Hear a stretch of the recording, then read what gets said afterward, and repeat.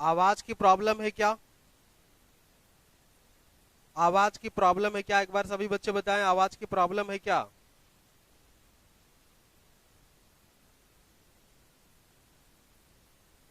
एक बार फिर से बताएं, क्या आवाज अब ठीक है? वॉइस नहीं आ रही। अब देखें एक बार, अब जरा बताएं, आवाज आ रही है क्या? एक बार प्लीज बताएं, आवाज आपको अब मिल रही है क्या?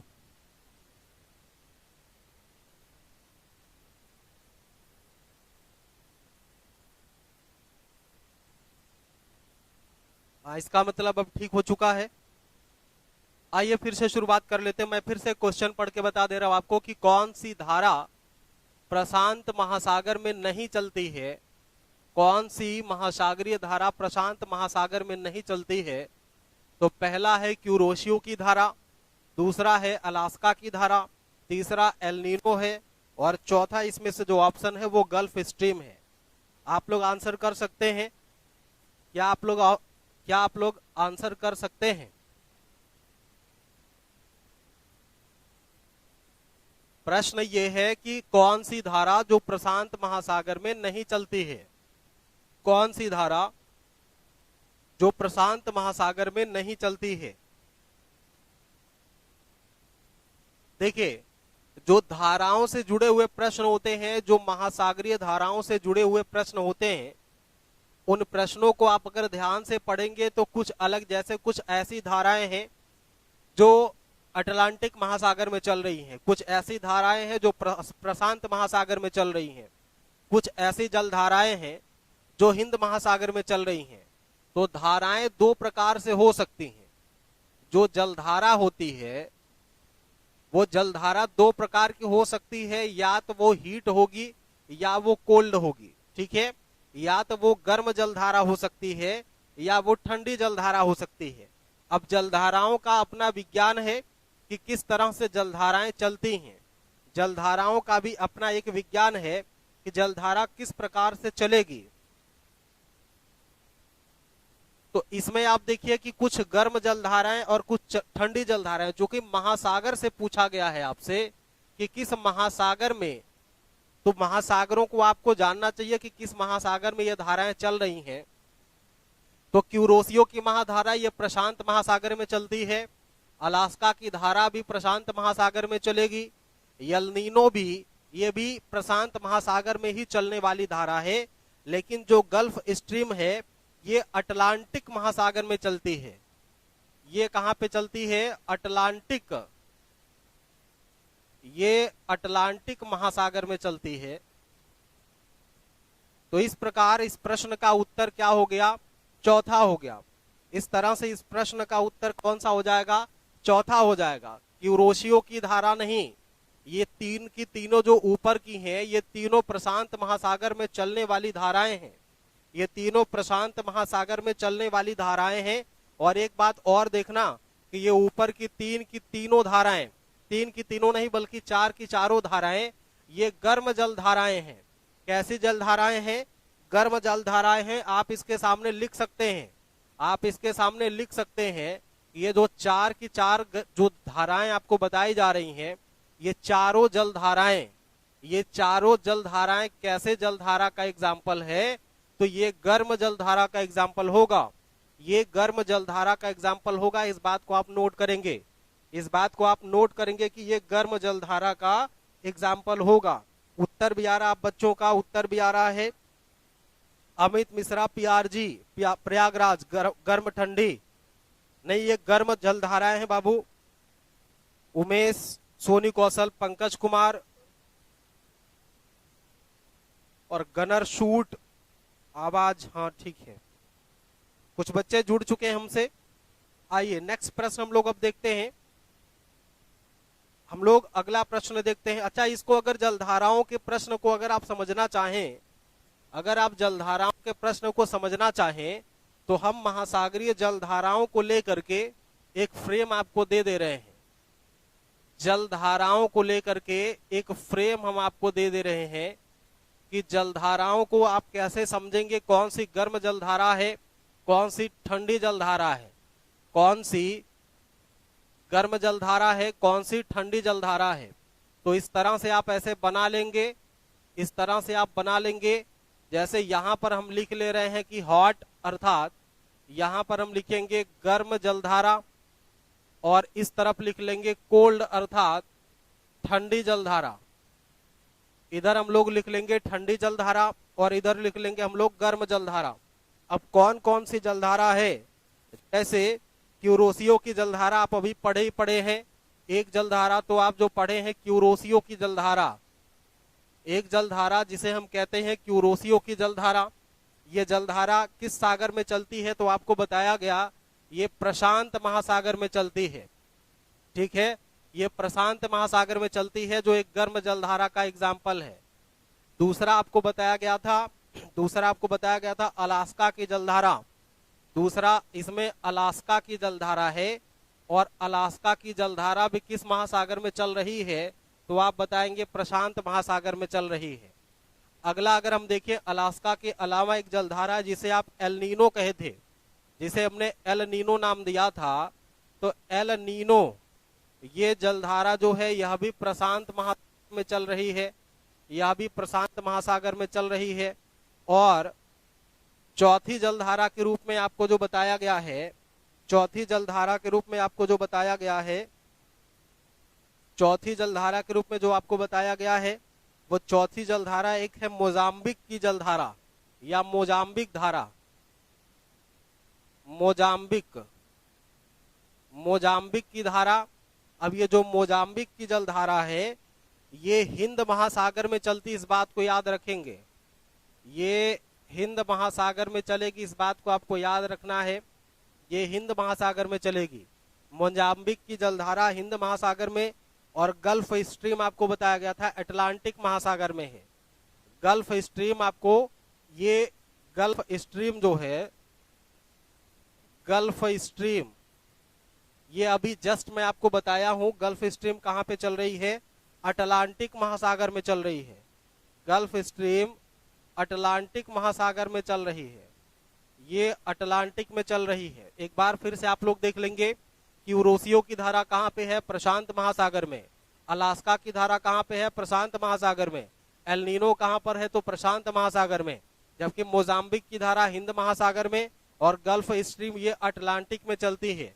और ये सब की सब कैसी जलधारा के एग्जाम्पल हैं, तो ये सारे के सारे कैसी, तो गर्म जलधारा के एग्जाम्पल हैं। कुछ ठंडी जलधारा के एग्जाम्पल अगर हम देखें, तो जैसे ओयासियो की जलधारा या पेरू या हम्बोल्ट की जलधारा। एक जलधारा है जिसे आप कहते हैं ओयासियो की जलधारा, ओयासियो की जलधारा, ओयासियो की जलधारा। और इसके बाद एक जलधारा है जिसे हम नाम देते हैं पेरू, अथवा इसी को हम्बोल्ट की जलधारा कहते हैं। पेरू अथवा हम्बोल्ट की जलधारा कहते हैं, जो ठंडे जलधारा का एग्जाम्पल है, जो ठंडे जलधारा का एग्जाम्पल है। इसमें ओयासियो जो है, ओयासियो ये प्रशांत महासागर में चलने वाली ठंडी जलधारा है। ये प्रशांत महासागर में चलने वाली ठंडी जलधारा, इस चीज को याद रखेंगे आप, ये प्रशांत महासागर में चलने वाली ठंडी जलधारा है। किस महासागर में चल रही है, तो प्रशांत में चल रही है। ठंडे में कई बार आपसे पूछा जाता है कि ठंडे जलधारा का एग्जाम्पल क्या क्या है, तो ला नीनो है, और पश्चिमी ऑस्ट्रेलियाई धारा जो है ला नीनो। ला नीनो कैसी जलधारा है, तो ठंडी जलधारा का एग्जाम्पल है। ला नीनो कैसी जलधारा का एग्जाम्पल है, तो ठंडी जलधारा का एग्जाम्पल है। एक है कनारी की धारा, एक धारा है जिसे हम कहते हैं कनारी की धारा, और ये कनारी की धारा अटलांटिक महासागर में चलती है। ये अटलांटिक महासागर में चलती है, इस बात को भी आप याद रखेंगे। तो बहुत सारे धाराओं को हमने देखा जो विभिन्न परीक्षाओं में आपसे पूछे जा रहे हैं, बहुत सारे एग्जामों में आपसे यहां से प्रश्न पूछे गए हैं। बताएं एक बार, आप लोग को समझ में आ गया ना कि जलधाराओं को आप कौन कौन सी जलधाराएं हैं। एक बार याद रखेंगे, ओयासियो की जलधारा कैसी जलधारा है, ठंडी जलधारा है। पेरू या हम्बोल्ट की जलधारा कैसी जलधारा है, ठंडी जलधारा है। लानिनो की जलधारा कैसी है, ठंडी जलधारा है। और कनारी की जलधारा भी ठंडी जलधारा है, ये अटलांटिक महासागर में चलती, इस चीज को आप याद रखेंगे, इस बात को आप याद रखेंगे, इस चीज को आपको याद रखना ही है, क्योंकि यहां से प्रश्न खूब बड़े पैमाने पर पूछे जाते हैं, यहां से प्रश्न ठीक ठाक पूछे जाते हैं। आ जाइए कुछ आगे प्रश्नों को देखें हम लोग।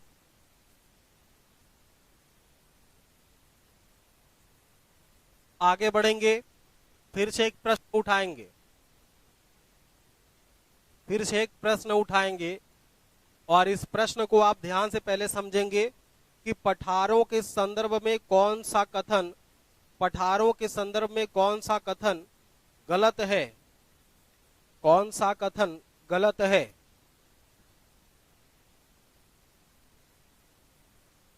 पठारों के संबंध में, पठारों के संदर्भ में कौन सा कथन, कौन सा कथन गलत है या असत्य है। अब देखेंगे इसमें ऑप्शन क्या क्या है। इसमें पहला ऑप्शन दे रखा है माटो ग्रासो का पठार,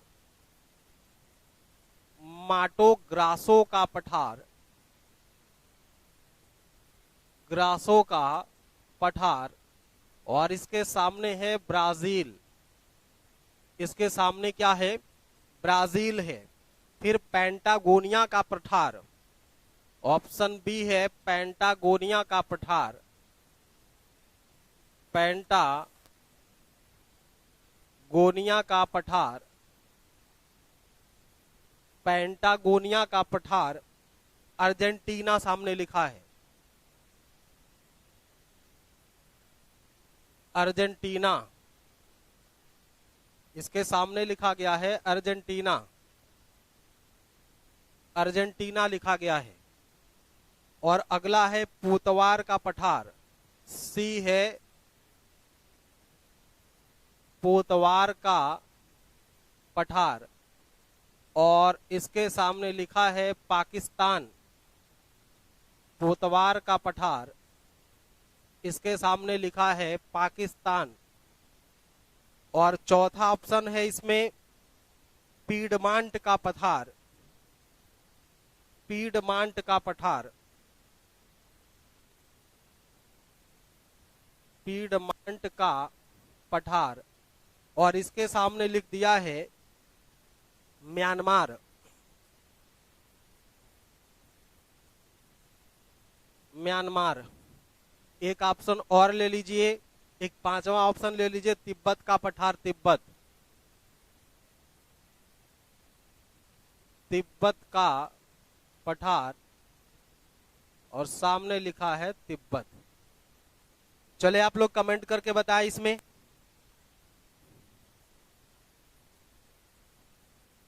आ जाइए एक बार फिर से आप लोग बताएं इसमें कौन सा उत्तर सही हो सकता है। पहली चीज तो आप ये समझ लीजिए, आप लोग उत्तर करते रहिए, मैं आपको कुछ चीजें बताता रह रहा हूं, कुछ चीजें मैं आपको बता रहा हूं पठार क्या होता है।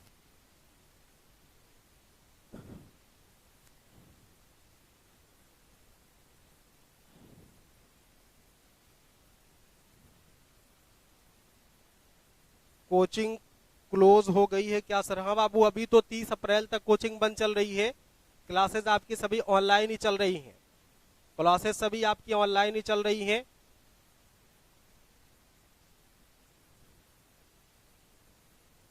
कोई बच्चा बताए इसमें कि पठार आप किसे कह सकते हैं, कोई बच्चा इसमें बताएगा कि पठार आप किसे कहेंगे, किसे आप पठार मानते हैं। देखो कई बातें, एक तो पठार होता है, दूसरा होता है मैदान, ठीक है, और तीसरा होता है सागर, जो हमारे धरातल पर विभिन्न उच्चावच हैं, और तीसरा चौथा चीज होता है पहाड़ या पहाड़ी क्षेत्र, ठीक है। इसका क्या मतलब आप लोग समझते हैं, इसका क्या मतलब आप लोग समझते हैं? कोई विद्यार्थी बताए कि पठार आप किसे कहेंगे, कोई विद्यार्थी ये बताएगा कि पठार आप किसे कहेंगे।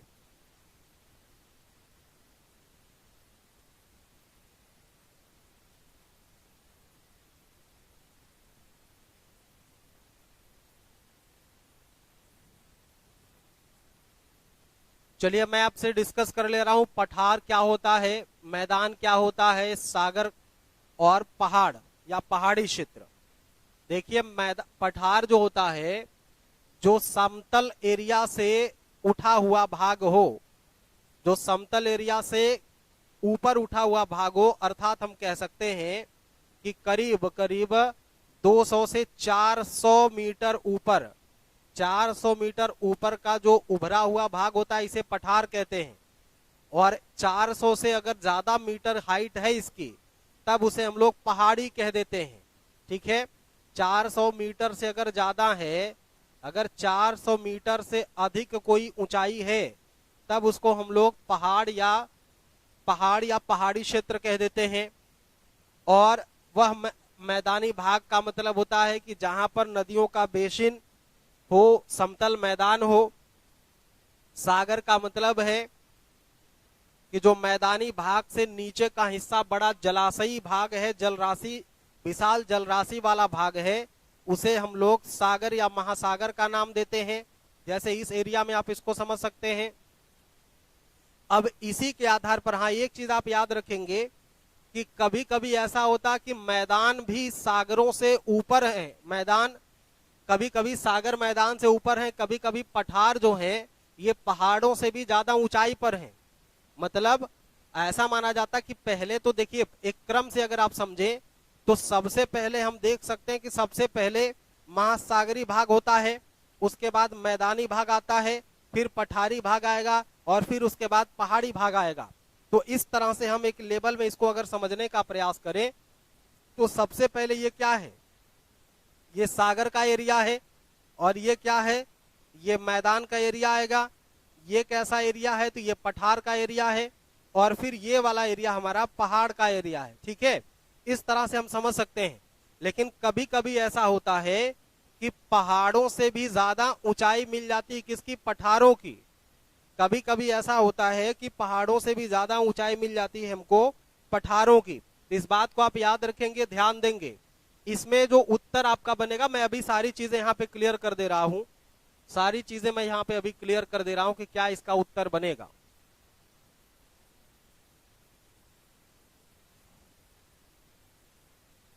देखिए आप लोग उत्तर कुछ दिए हैं। देखें, ये जो माटो ग्रासियो का पठार है, ये ब्राजील में है, ये बात सही है, माने पहला वाला उत्तर सही है, गलत नहीं है। दूसरा क्या है, पेंटागोनिया का पठार अर्जेंटीना में है, ये बात भी सही है। और पोतवार का पठार पाकिस्तान में है, ये बात भी सही है। ये जो पीटमांड का पठार है, ये पीटमांड का पठार म्यांमार में नहीं है, ये बल्कि यूएसए में है। ये म्यांमार में नहीं है, बल्कि कहां पे है, ये यूएसए में है। ये गलत है, यूएसए सही है। संयुक्त राज्य अमेरिका में है, संयुक्त राज्य अमेरिका में है। ठीक है, पीटमांड का पठार ये कहां पे है, तो पीटमांड का पठार कहां पे है, यूएसए में है। पीटमांड का पठार कहां पे है, यूएसए में है।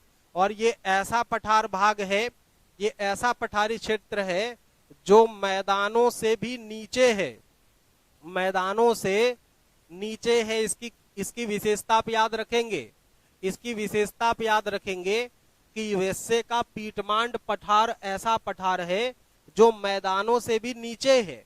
अभी हमने क्या कहा कि वह हिस्सा, धरातली उच्चावच का वह हिस्सा जो लगभग मैदानों से 400 मीटर ऊंचा हो, उसे हम लोग पठार कहते हैं। लेकिन अभी जस्ट मैं बता के निकला हूं कि पठार जो होते हैं वो कभी कभी मैदानों से भी ऊपर, कभी कभी मैदानों से नीचे हो सकते हैं, कभी कभी मैदानों से नीचे हो सकते हैं। तो ये ऐसा पठार है पीटमांड का पठार जो यूएसए में है, जो यूएसए में है। और इसकी विशेषता क्या है कि ये मैदानों से भी नीचे मिलने वाला पठार है, ऐसा पठारी हिस्सा है जो मैदानों से भी नीचे है, जो मैदानों से भी नीचे है, ऐसा पठारी हिस्सा है। समझ गए हैं बात को, समझ पा रहे हैं बात को कि ऐसा। अच्छा, तिब्बत का पठार, तिब्बत के पठार की विशेषता क्या है, तिब्बत के पठार की विशेषता क्या है, क्षेत्रफल की दृष्टि से ये विश्व का, इसके सामने लिखेंगे कि क्षेत्रफल की दृष्टि से, क्षेत्रफल की दृष्टि से यह विश्व का विश्व का सर्वाधिक बड़ा पठार है। क्षेत्रफल की दृष्टि से यह विश्व का सबसे बड़ा पठार है। तिब्बत का पठार क्षेत्रफल की दृष्टि से सबसे बड़ा पठार है। और एक बात इसकी और है कि यह पर्वतों से ऊंचा पठार है। ये ऐसा पठार है तिब्बत का पठार जो इसकी ऊंचाई पर्वतों से भी ज्यादा है। इसकी ऊंचाई पर्वतों से भी अधिक है, पर्वतों से भी अधिक ऊंचा है, पर्वतों से भी अधिक ऊंचा है। तो दो फैक्ट यहां पर आप देखे हैं। एक तो हमने कहा कि ये जो पीटमांड का पठार है, ये पीटमांड का पठार कहां पे है? तो पीटमांड का पठार यूएसए में है। ठीक है, पीटमांड का पठार कहां पे है? पीटमांड का पठार संयुक्त राज्य अमेरिका में है। ठीक है, कहां पर है? तो संयुक्त राज्य अमेरिका में है। और इसकी खासियत क्या है? यह मैदानी क्षेत्रों से नीचे मिलने वाला पठार है। लेकिन यहीं पर आपको एक चीज और देखना है, यहीं पर एक चीज आपको और देखना है कि जो तिब्बत का पठार है, पहली बात तो ये क्षेत्रफल की दृष्टि से दुनिया का सबसे बड़ा पठार है। बोले भाई, क्या है? दुनिया का सबसे बड़ा पठार है, क्षेत्रफल की दृष्टि से दुनिया का सबसे बड़ा पठार है। दूसरी चीज, यह ऐसा पठार है जो पर्वतों से अधिक ऊंचा है। अभी हमने पर्वत की ऊंचाई क्या बताई कि जो लगभग 400 मीटर से ऊपर का उभरा हुआ ऊंचाई वाला भाग होगा उसे हम पहाड़ी कहते हैं। लेकिन ये उससे भी अधिक चीज है, ये उससे भी ज्यादा क्षेत्रफल को कवर कर रहा है। और एक बात लगे हाथ और समझ लीजिए, एक बात यहीं पर लगे हाथ और समझ लीजिए कि पामीर का पठार जो है, पामीर का पठार दुनिया का सबसे ऊंचा पठार है जिसे विश्व की छत के नाम से जानते हैं। पामीर का पठार, यहां पे लिख दे रहा हूं मैं, पामीर का पठार, पामीर का पठार। अब पामीर के पठार की क्या विशेषता है कि पहली बात तो यह है कि यह विश्व का सर्वाधिक ऊंचा पठार है। ठीक है, विश्व का सर्वाधिक ऊंचा पठार है और इसे विश्व की छत कहते हैं, वर्ड ऑफ रूफ कहते हैं। साउंड नहीं आ रहा है बाबू? साउंड अब इस समय चेक करिए जरा सा, तो साउंड तो मिलना चाहिए आपको।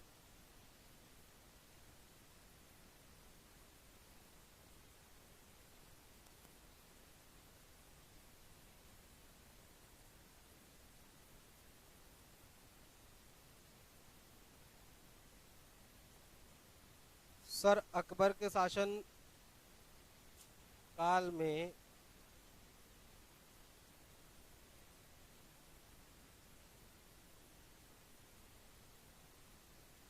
साउंड तो ठीक है, जहां तक मैं चेक कर पा रहा हूं साउंड ठीक है बालक, जहां तक मैं चेक कर पा रहा हूं साउंड ठीक है यहाँ पे।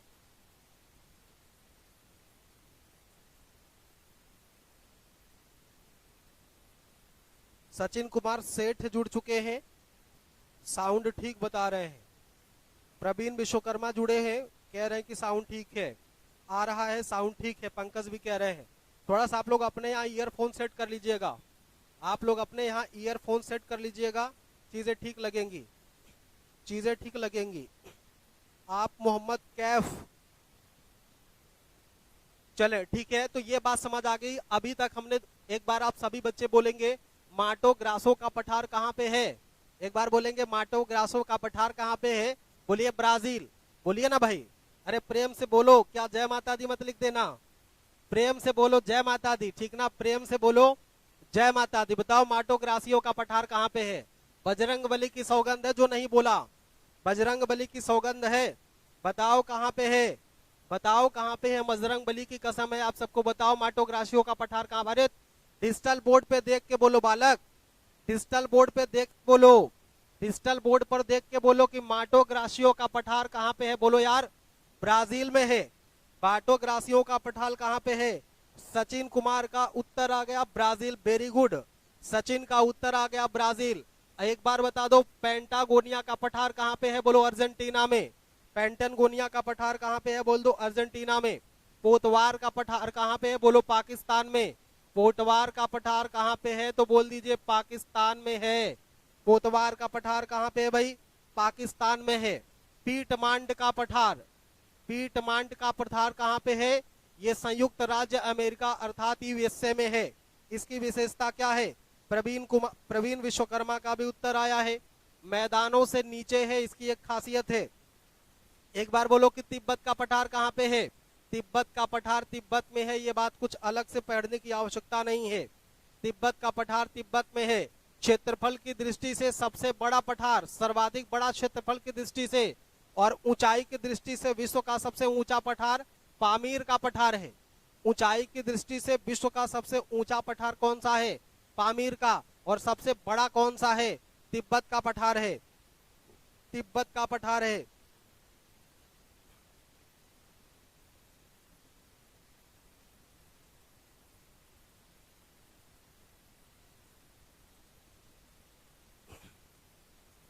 क्षेत्रफल की दृष्टि से विश्व का सबसे बड़ा पठार क्या है? तिब्बत का पठार है। ठीक है, तो तिब्बत के पठार से जुड़े हुए या पठारों से जुड़ा हुआ आप प्रश्न कर पा रहे होंगे, मुझे इतनी उम्मीद हो गई है आपसे। बहुत का गजब का आप लोगों का रिस्पांस आ रहा है। सभी बच्चे आंसर कर रहे हैं, सभी बच्चे आंसर कर रहे हैं, सभी बच्चे आंसर कर रहे हैं। शिवम, शिवम आपको बाबू साउंड की दिक्कत आ रही है। सर साउंड नहीं आ रहा है, थोड़ा सा आप लोग, शिवम आप अपना ईयरफोन सेट करके देखिए एक बार। आप अपना ईयरफोन सेट करके देखिए, क्योंकि यहाँ भी मुझे भी वॉइस आ रही है और बच्चे बता रहे हैं कि वॉइस आ ही रही है। चलिए एक प्रश्न लेते हैं, रंडियार झील कहां पर है? एक प्रश्न है, प्रश्न ये है, रेंडियर झील, रेंडियर झील कहां है? कहां है रेंडियर झील? कहां पर है ये आपको बताना है। झील का प्रश्न है। अब ऑप्शन में आपको एक दे दूंगा मैं, कनाडा। पहला ऑप्शन क्या है? कनाडा है। और दूसरा ऑप्शन इसमें है रूस। ऑप्शन बी है इसमें रूस। और ऑप्शन सी आपको बता रहा हूं, ऑप्शन सी है ऑस्ट्रेलिया। ऑप्शन सी क्या है? ऑस्ट्रेलिया है। ऑप्शन सी क्या है? ऑस्ट्रेलिया है। और ऑप्शन डी है यूएसए, संयुक्त राज्य अमेरिका। ऑप्शन चौथा है संयुक्त राज्य अमेरिका।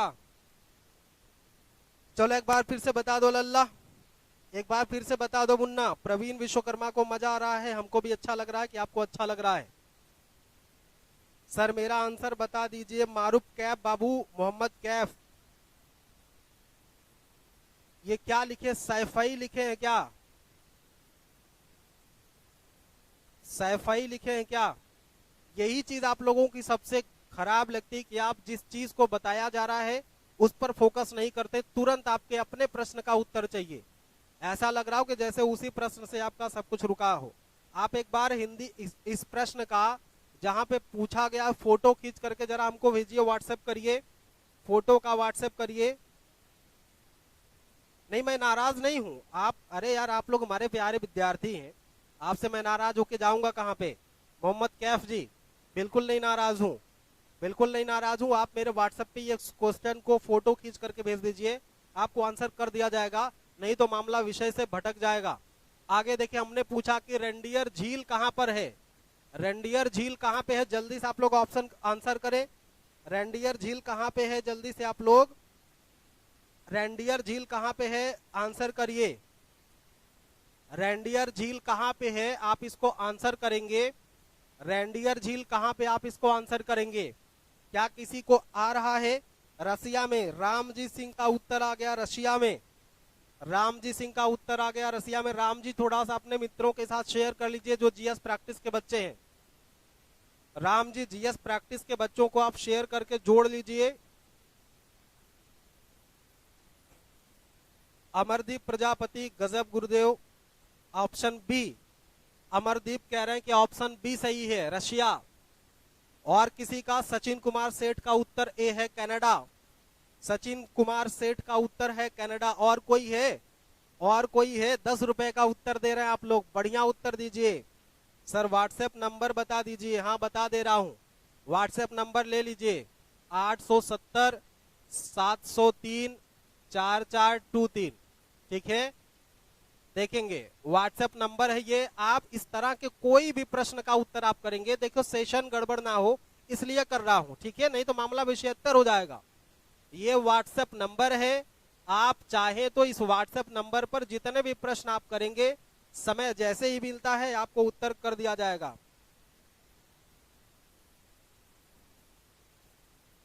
रीना मौर्य का कनाडा है, रीना मौर्य का कनाडा है। आप सभी प्यारे विद्यार्थियों का बहुत ही गजब का उत्तर आ रहा है।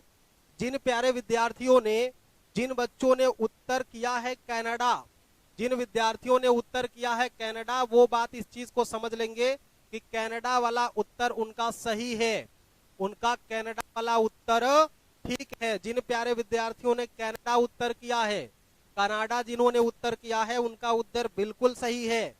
सचिन कुमार सेठ, गुड। राम जी, देखिए भाई कनाडा वाला उत्तर सही है। कनाडा में एक तो रेंडियर झील है, कनाडा में एक तो रेंडियर झील है, और रेंडियर झील के अलावा यहाँ पर जैसे ग्रेट बियर झील है, ग्रेट स्लेव झील है, विनिपेग झील है। कुछ झीलों का नाम आप चाहे तो लिख लें, कुछ झीलों का नाम आप चाहे तो लिख लीजिए। एक नाम क्या है? ग्रेट बियर झील, ग्रेट बियर झील, ग्रेट बियर झील, ठीक है। एक नाम क्या है भाई? Great bear. और दूसरा यहां पर क्या आपको बताया हमने? विनिपेग। एक क्या बताया? विनिपेग, विनिपेग झील है। और एक झील क्या है? इसका नाम है ग्रेट स्लाव या स्लेव, इसी को कहते हैं, ग्रेट स्लेव झील है। तो कनाडा में कितनी झीलें? 4 झीलें आज आप पढ़ रहे हैं। कनाडा में, कनाडा में कितनी झीलें आपको दिख रही हैं? एक तो रेंडियर झील है, एक रेंडियर झील है, दूसरा क्या है? ग्रेट बियर झील है, तीसरा विनिपेग झील है, और चौथा ग्रेट स्लेव झील है। ग्रेट स्लेव झील है, इस चीज को याद रखेंगे।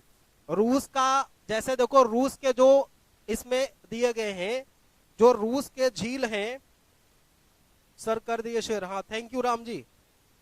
रीना मौर्य का भी कनाडा आंसर था, जिनका कनाडा आंसर था अर्थात ए वाला आंसर। सचिन कुमार सेठ का भी ए आंसर था, आप भी सही जवाब दिए हैं। अमरजीत का बी था, गलत हो गया है, अमरजीत का बी हो गया। राम जी का क्या था भाई? राम जी का शायद, चलिए ठीक है आगे देखेंगे। अब रूस में या साइबेरिया क्षेत्र में, जैसे एक झील आप जानते होंगे, एक झील आप जानते होंगे जिसे आप बैकाल झील कहते हैं। एक झील जिसे आप लोग क्या क्या नाम देते हैं? एक झील जिसे आप लोग बैकाल देते हैं। एक झील जिसका नाम ओनेगा है, ओनेगा, ध्यान से देखना, ओनेगा है, ओमेगा नहीं है। ओनेगा झील रूस में है, एक लिस्ट आप लोग बना लीजिए। ओनेगा झील है, एक बालखस झील है। बालखस झील का नाम सुना कभी?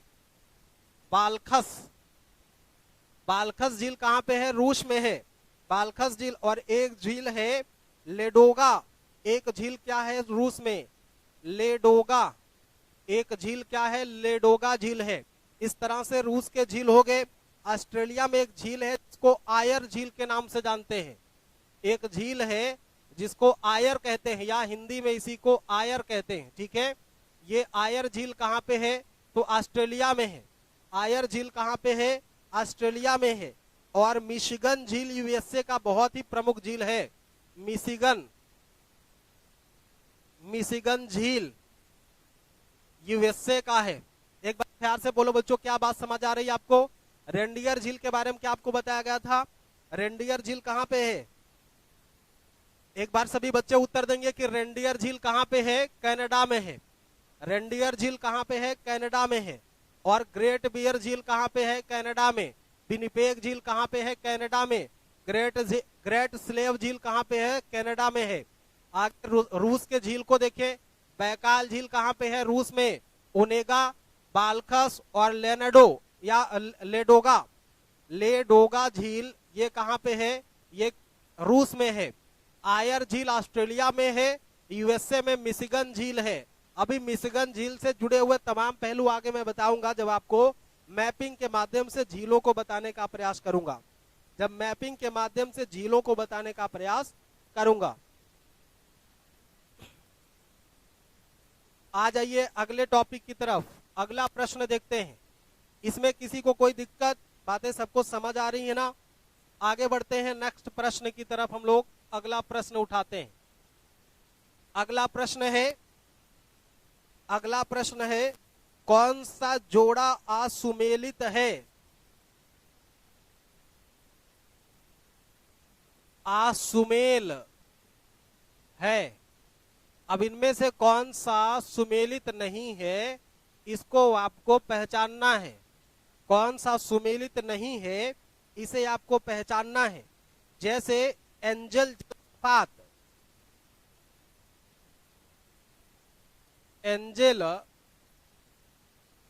एंजल जलप्रपात, और इसके सामने जो उत्तर लिखा गया है वेनेजुएला, वेनेजुएला, वेनेजुएला। और दूसरा ऑप्शन है इसका, दूसरा ऑप्शन इसमें आप ले लेंगे थ्री सिस्टर,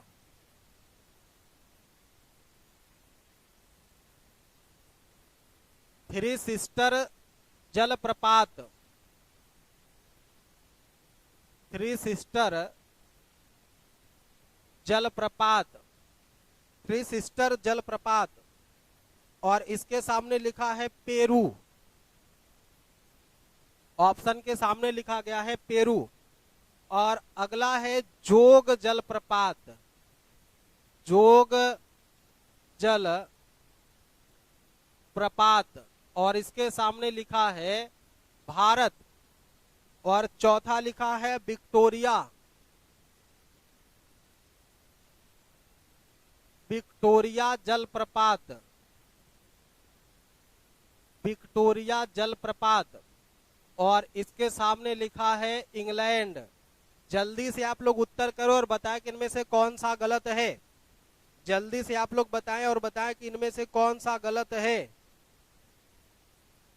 परमजीत प्रसाद, गुड मॉर्निंग बालक, गुड मॉर्निंग। परमजीत प्रसाद, गुड मॉर्निंग। जल्दी से आप लोग उत्तर करें। मोहम्मद कैफ, रीना मौर्य, रामजी, सचिन और परमजीत, अमरदीप, आप सभी बच्चे जल्दी से, प्रवीण विश्वकर्मा, जल्दी से आप लोग उत्तर करें। इसका कौन सा उत्तर आपको सही लग रहा है? इसका कौन सा उत्तर आपको सही लग रहा है? किस उत्तर के साथ आप जाना चाहेंगे? जल्दी जल्दी उत्तर करें। राम जी का ऑप्शन ए, राम जी का उत्तर है ऑप्शन ए। और किसी का? और किसी का उत्तर?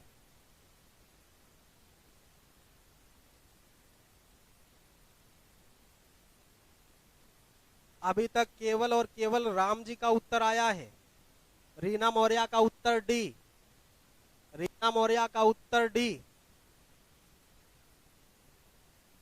अमरदीप, गजब गुरुदेव, ए,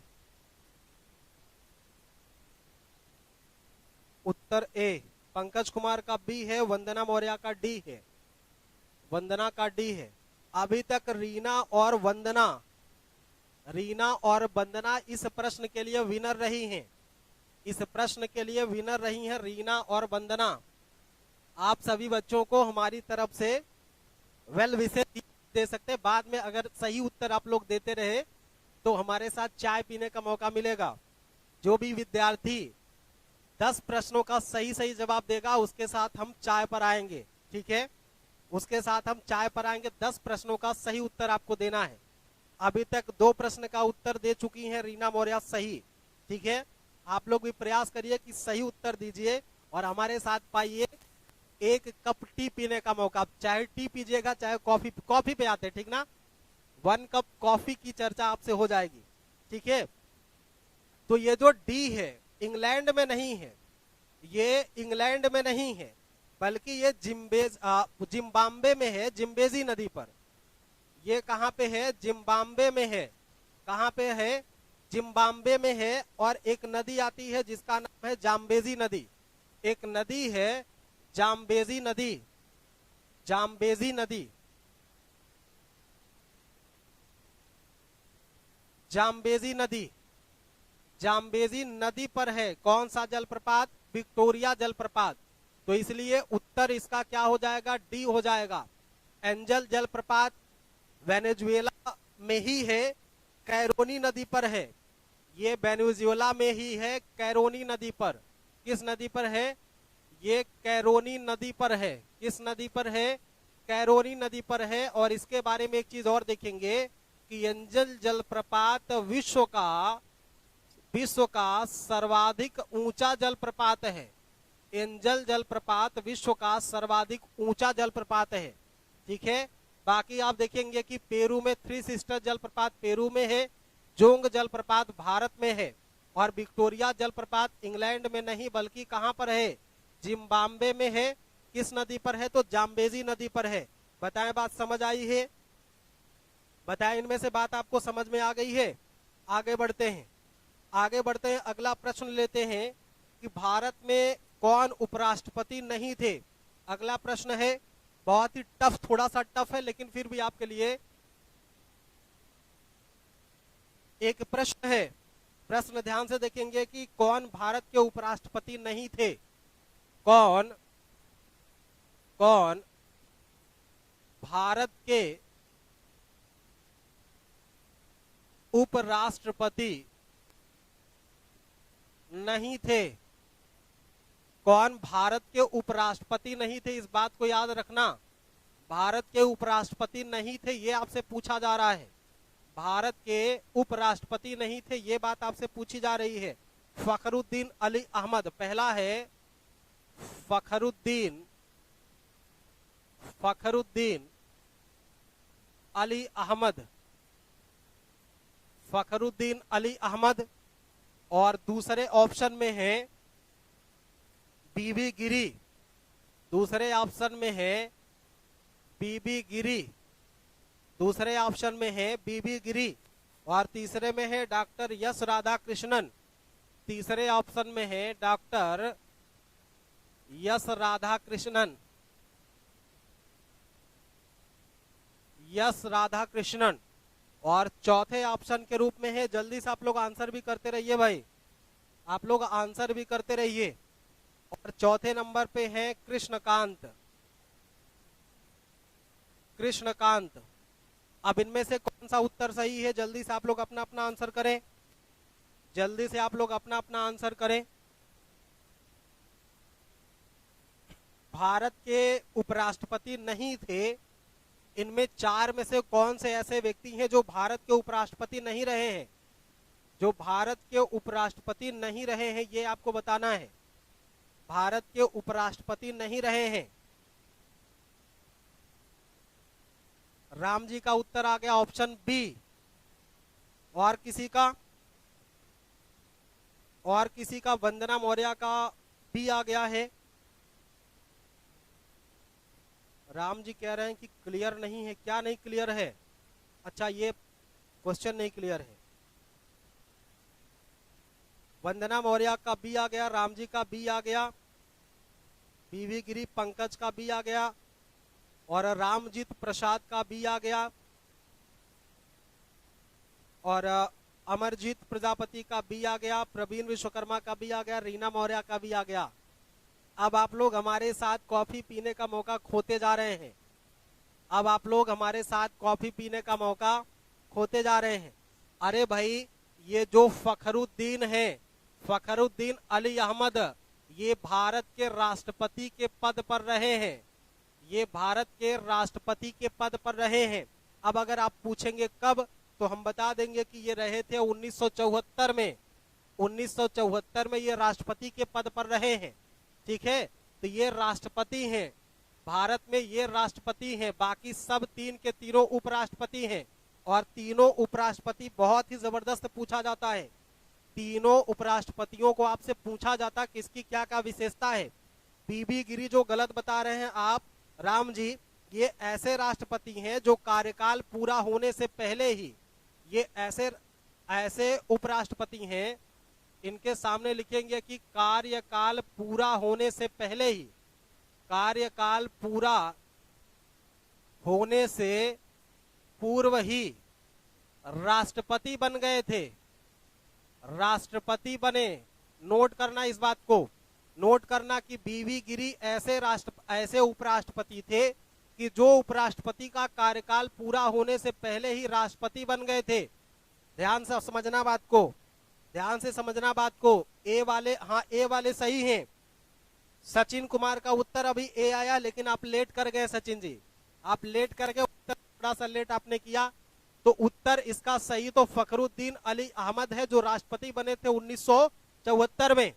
और बी ऑप्शन इसका इसलिए है, इसका एक मानना यह है बी ऑप्शन का कि यहाँ पे कार्यकाल पूरा होने से पहले राष्ट्रपति बनने वाले वो कौन से भारत के उपराष्ट्रपति थे। कई बार सवाल पूछा गया है बीबी गिरी को लेकर के।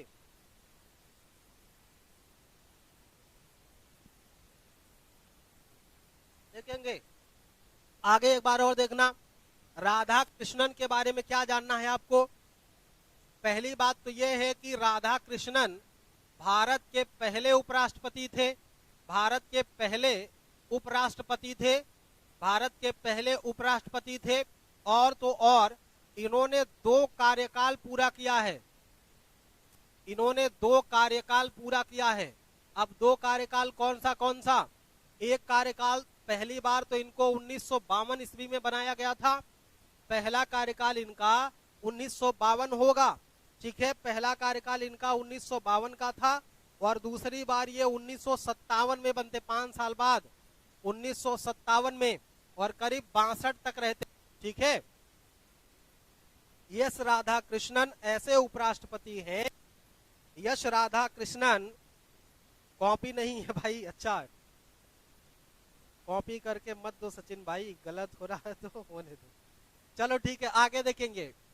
डॉक्टर यश राधा कृष्णन, डॉक्टर यश राधा कृष्णन ऐसे उपराष्ट्रपति हैं भारत के जिनको पहली बार भारत का उपराष्ट्रपति बनने का गौरव मिला था। पहली बार भारत के पहले राष्ट्रपति कौन है, भारत के पहले उपराष्ट्रपति कौन है? तो भारत के पहले उपराष्ट्रपति कौन से हैं? ये है यश राधा कृष्णन, और 2 बार ये उपराष्ट्रपति के पद पर रहे हैं। पहला कार्यकाल इनका 1952 का था, दूसरा 1957 से लेकर के 1962 तक था। और कृष्णकांत के बारे में भी समझ लेना, कृष्णकांत के बारे में समझ लेना कि ये ऐसे भारत के ऐसे उपराष्ट्रपति जिनका पद पर रहते हुए ही मृत्यु हो गई थी, पद पर रहते हुए ही मृत्यु हो गई। ये बात भी याद रखना कि भारत के वो उपराष्ट्रपति जो पदासीन रहने के साथ ही साथ उनकी मृत्यु हो गई थी। एक बार सभी बच्चे कमेंट करके बताएंगे कि ऐसे राष्ट्रपति जिनकी मृत्यु पद पर रहते ही, मतलब कार्यकाल के दौरान ही हो चुकी थी, भारत के वो उपराष्ट्रपति जिनकी मृत्यु कार्यकाल के दौरान ही हुई थी। जल्दी से आप लोग कमेंट करके बताएंगे, जल्दी से आप लोग कमेंट करके बताएंगे। सर आप लोग जल्दी से कमेंट करके बताएंगे कि भारत के ऐसे उपराष्ट्रपति जिनकी मृत्यु हो गई थी अपने कार्यकाल के दौरान ही पद पर रहते ही। जल्दी से आप लोग कमेंट करके आंसर करेंगे, कमेंट करके आंसर करेंगे। बाकी चीजें आप आगे समझ लीजिए एक चीज कि भारत में जो वर्तमान के उपराष्ट्रपति हैं, वर्तमान उपराष्ट्रपति एम वेंकैया नायडू हैं, एम वेंकैया नायडू, एम वेंकैया नायडू भारत के वर्तमान उपराष्ट्रपति कौन है? एम वेंकैया नायडू हैं। और ये वैसे तो व्यक्ति क्रम के रूप पर अगर हम देखें, ये व्यक्ति क्रम के रूप पे अगर हम देखें तो ये भारत के 13वें हैं, ठीक है, क्योंकि 2 बार हो चुके थे ना, 2 बार हो चुके थे राधा कृष्णन, 2 बार राधा कृष्णन हो चुके थे, राधा कृष्णन 2 बार हो चुके थे। इसलिए वर्तमान जो हमारे एम वेंकैया नायडू हैं ये 13वें हैं। लेकिन अगर क्रम की बात हम करें, क्रमशः बात करें, तो ये 15वें राष्ट्रपति हैं। किस क्रम पर आएंगे? 15वें क्रम पर आएंगे। किस क्रम पर आएंगे? 15वें क्रम पर आएंगे। क्या सभी को क्लियर हो गया है? क्या सभी को क्लियर हो गया? किसी को कोई डाउट तो नहीं इसमें है? किसी को कोई डाउट तो नहीं है इसमें?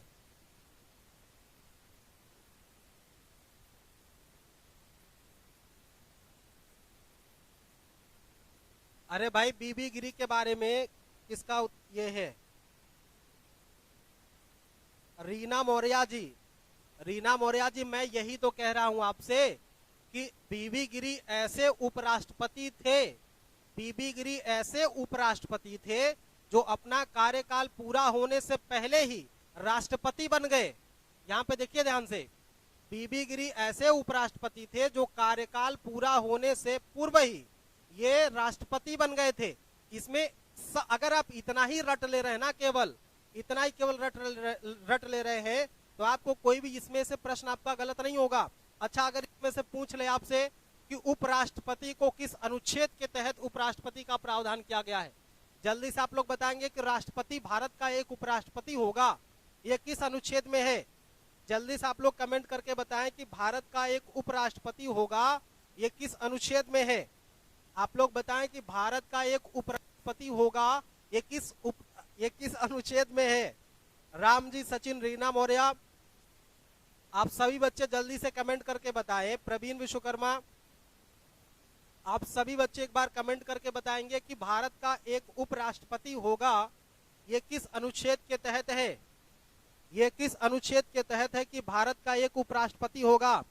शीघ्रता से जवाब देंगे आप लोग कि भारत का एक उपराष्ट्रपति होगा।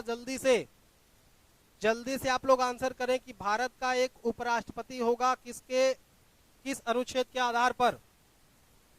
किस अनुच्छेद में कहा गया कि भारत का एक उपराष्ट्रपति होगा? सचिन कुमार सेठ का उत्तर आ गया 61 और 63, बट थोड़ा कंफ्यूज हूं। रीना मौर्य का 66। और जल्दी से बताएं आप लोग, और बताएं। रीना मौर्य का 66।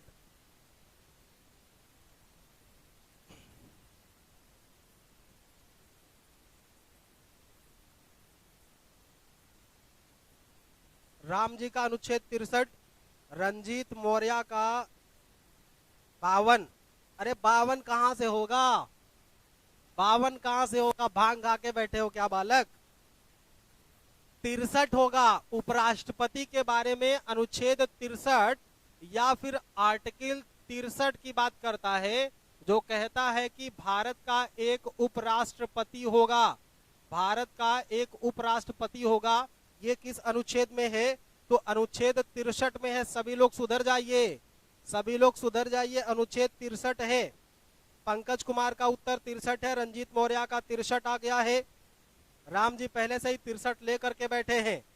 हाँ, 52 में तो राष्ट्रपति की बात होती है ना, 52 में तो राष्ट्रपति की बात होती है। एक प्रश्न है, देखें आप लोग कर पाते कि नहीं कर पाते हैं। प्रतिध्वनिक गंभीरता यंत्र, प्रश्न है प्रतिध्वनिक गंभीरता यंत्र, प्रतिध्वनिक गंभीरता यंत्र। चलो प्यारे विद्यार्थियों, गुरुदेव पधार चुके हैं और इंग्लिश की क्लासेस चलेंगी। कल से हम लोग फिर से यहीं से कंटिन्यू